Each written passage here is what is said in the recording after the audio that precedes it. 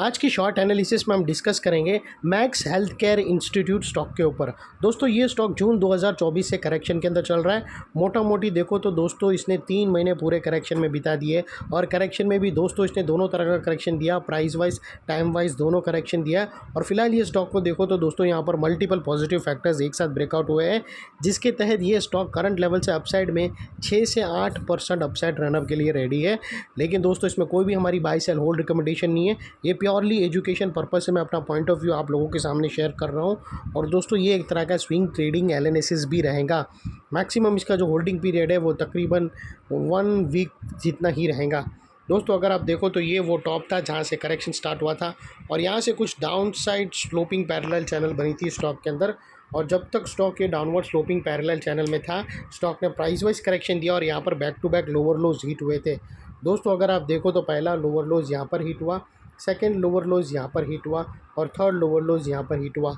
और जैसे ही दोस्तों ये downward sloping parallel channel upside में ब्रेकआउट हुआ, उसने मल्टीपल हायर हाइज को एक साथ ब्रेक करके उसके अबाउट सस्टेन क्लोजिंग देकर कंफर्म कर दिया करेक्शन कंप्लीटेड। यहाँ पर दो बड़ी चीज़ एक साथ मिली दोस्तों। पहला तो उसने डाउनवर्ड स्लोपिंग पैरेलल चैनल को अपसाइड में ब्रेक किया, जिसकी वजह से जो स्ट्रेट डाउन साइड फॉल आ रहा था वो रुक गया। और सेकेंडली इसके अंदर जो back to back lower lows hit हो रहे थे वो स्टॉप होकर उसके अगेंस्ट में first time higher highs register किया, जो हमें कंफर्म करता है कि स्टॉक के अंदर बॉटम लग गई है, करेक्शन कंप्लीटेड। ट्रेंड इसका चेंज हो चुका है, करेक्शन का ट्रेंड बाई साइड की तरफ शिफ्ट हो चुका है। अनलेस एंड अनटिल यहाँ पर कोई नया लोअर लोज ना हिट हो जावे या फिर पुराने लोअर लोज के नीचे क्लोजिंग ना मिले, तब तक हम यही मानकर चलेंगे कि यहाँ पर फिलहाल बॉटम लग गई है और स्टॉक रिवर्सल हो चुका है। और सेकेंडली दोस्तों बात कर लेते हैं यहाँ पर डाइवर्शन का। तो दोस्तों अगर मैं आप लोगों को RSI डालकर दिखाऊँ तो यहाँ पर आप लोगों को क्लियर कट पॉजिटिव डाइवर्शन मिलेगा। दोस्तों अगर आप देखो तो प्राइस एक्शन की जो लोअर लो स्विंग है वो डाउन साइड में टिल्ट हुए हैं, लास्ट लोअर लो स्विंग। और वही RSI की लोअर लो स्विंग देखो तो वो अपसाइड में टिल्ट हुए हैं और यहाँ से हमें ब्रेकआउट मिला है, जो एक अपसाइड मोमेंटम पंप कर सकता है स्टॉक के अंदर। और सेकेंडली दोस्तों बात कर लेते हैं यहाँ पर चार्ट पैटर्न की। तो दोस्तों अगर आप देखो तो यहाँ पर हमें एक ज़बरदस्त rounding chart pattern bottom breakout होते हुए मिली है दोस्तों। और इसकी जो नेकलाइन निकल कर आती है वो तकरीबन 890 के आसपास आती है। और फ्रेंड्स ये जो इनसाइड रेंज है राउंडिंग बॉटम की, ये तकरीबन 6 से 8% की है।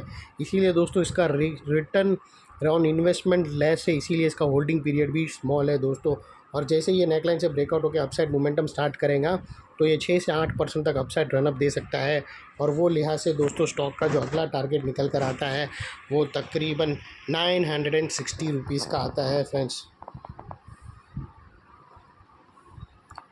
और वो लिहाज से दोस्तों अगर आप देखो तो ये आप अप्रॉक्सीमेटली 7 to 8% के आसपास आता है। और यहाँ पर दोस्तों स्टॉप लॉस रखने के मल्टीपल ऑप्शन अवेलेबल है। आप अपने एडवाइज़र को पूछकर ये जो फर्स्ट ब्रेकआउट कैंडल है उसके लो के नीचे क्लोजिंग बेसिस पे आप स्टॉप लॉस रख सकते हो, या फिर यहाँ पर नियरेस्ट लोअर स्विंग भी रख सकते हो।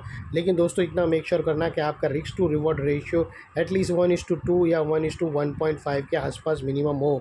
1:2 है तो वेल एंड गुड है और मिनिमम 1:1.5 होना चाहिए।